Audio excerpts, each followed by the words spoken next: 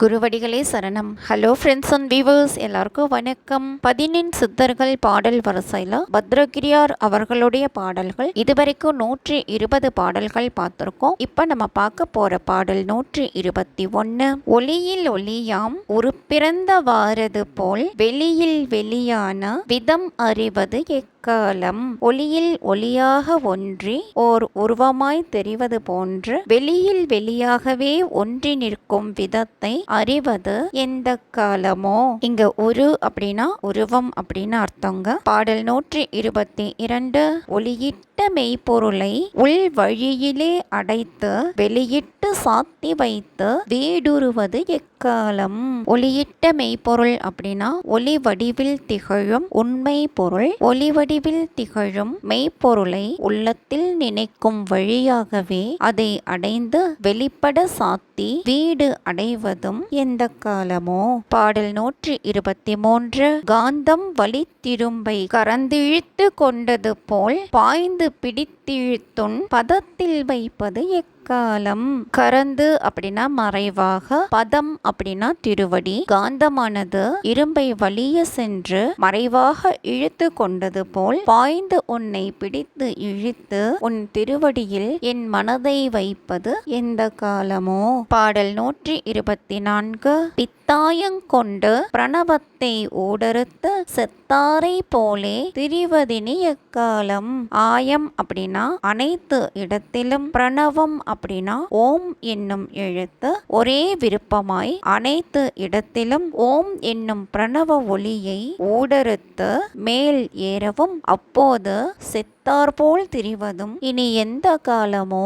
செத்தாரை போல் திரிவது அப்படின்னா சித்தர்கள் யோக கலை மூலமாக மூச்சு பேச்சின்றி உணர்வற்ற நிலையில் தங்கள் உடலை வைத்துக் கொள்ளக்கூடிய அற்புத ஆற்றல் பெற்றவர்கள். இந்த ஆற்றலின் தன்மையினால் உயிர் பிரியாத நிலையிலும் அந்த உடம்பு உயிரற்ற பிணம் போல தோற்றம் தருகிறது.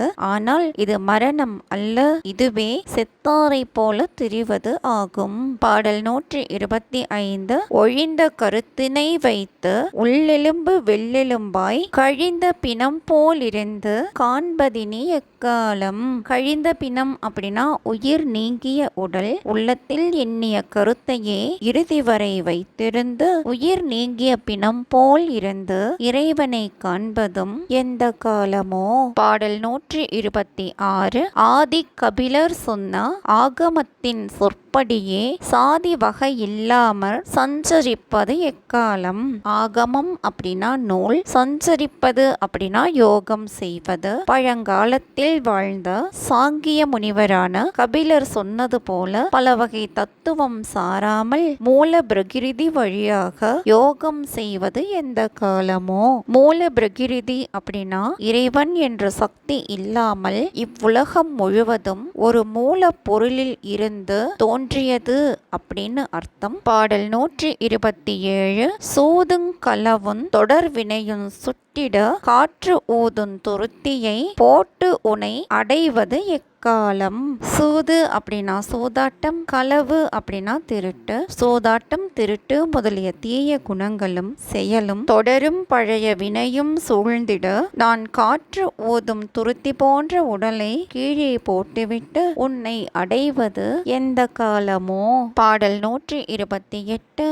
ஆசை வலை பாசத்தகப்பட்டு மாயாமல் ஓசைமணி தீபத்தில் ஒன்றி நிற்பது எக்காலம். பாசம் அப்படின்னா கயிறு, மாயாமல் அப்படின்னா மடியாமல், ஒன்றி நிற்பது அப்படின்னா நிலைக்க செய்வது. ஆசை என்னும் பாச வலையில் சிக்கி மடியாமல் கோவில் மணி தீபம் ஆகியவற்றில் மனதை நிலைக்க செய்வது எந்த காலமோ. பாடல் 129. கல்லாய் மரமாய் கயலாய் பறவைகளாய் புல்லாய் பிறந்த சென்மம் போதுமென்பது காலம். கயல் அப்படின்னா மீன், ஜென்மம் அப்படின்னா பிறவி. கல், மரம், மீன், பறவை, புல் முதலிய பிறவிகளை எடுத்தது போதும் என்று கூறுவது எந்த காலமோ. பாடல் 130. நினைக்கும் வகைக்கு ஓர் பொருளும் சாராமலே நினைவில் பக்குவமாய் உன் அருளை பார்த்திருப்பது எக்காலம். இவ்வுலகில் பிறக்க வைக்கும் ஒரு பொருளையும் சார்ந்து நிற்காமல் நினைவில் பக்குவம் வந்து இறைவா உன் அருளை நான் பார்த்திருப்பது எந்த காலமோ. என்ன ஃப்ரெண்ட்ஸ், பாடல்களும் விளக்கமும் உங்களுக்கும் தெளிவா புரிஞ்சிருக்கும்னு நினைக்கிறேன். மீண்டும் 131வது பாடல்ல சந்திக்கலாம். தேங்க்யூ.